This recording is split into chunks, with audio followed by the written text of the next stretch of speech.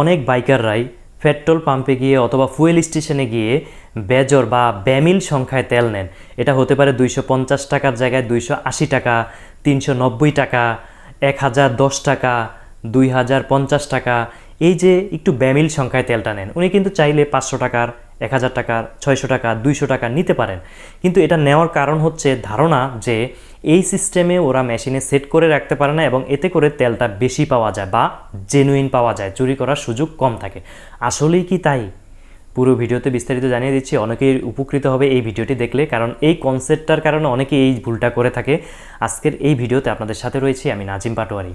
প্রিয় ভিউয়ার্স, আমি নিজেও এই কাজটা করতাম। পেট্রোল পাম্পে বা ফুয়েল স্টেশনে গিয়ে 290 টাকার তেল নিতাম, 1010 টাকার তেল নিতাম।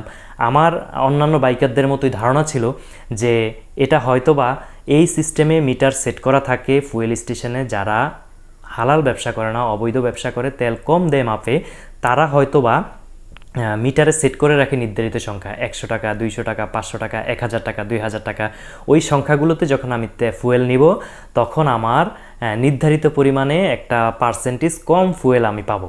এটা ছিল আমাদের ধারণা, আর এই কারণে আমরা ওই বেমিল সংখ্যায় তেল নেওয়া শুরু করেছি এবং অনেকেই এখন পর্যন্ত এটা নিচ্ছে। আসলে কি তাই?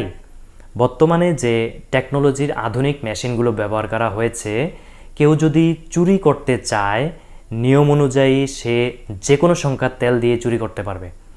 আপনি যত টাকার তেলই নেন না কেন, সে নির্ধারিত পার্সেন্টেজ দিয়ে দিবে যে 2% বা 1% তেল কম যাবে, অথবা সে মেশিনে নির্ধারিত সেট করে রাখবে, যেহেতু মেশিনগুলো যথেষ্ট আধুনিক এবং আপগ্রেড।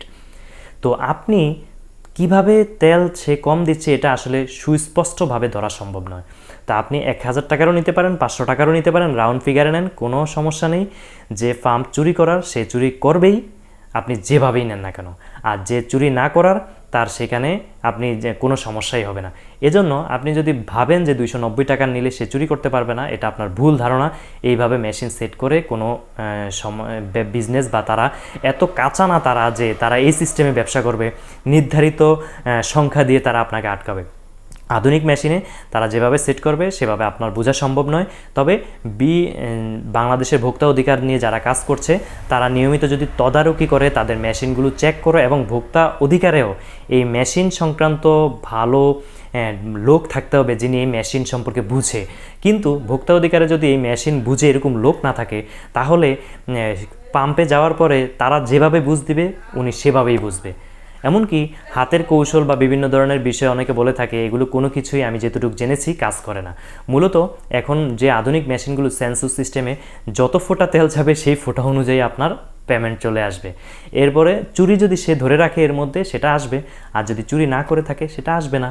সুতরাং আপনার টাকার উপর নির্ভর করে, টাকার সংখ্যার উপর নির্ভর করে তার তেলের পার্সেন্টেজ হবে এমনটা ভাবার কোনো কারণ নেই। আশা করি তথ্যমূলক ভিডিও থেকে আপনারা উপকৃত হয়েছেন। এই ধরনের নিত্য নতুন তথ্যবহুল ভিডিও নিয়মিত পেতে আমাদের চ্যানেলটি ইউটিউবে সাবস্ক্রাইব করুন এবং ফেসবুকে ফলো করুন। ভিডিওটি বেশি বেশি শেয়ার করার অনুরোধ রইল। অনেকেরই এই ভুল ধারণা রয়েছে, ভুল ধারণাটি ভেঙে যাবে। আল্লাহ হাফেজ।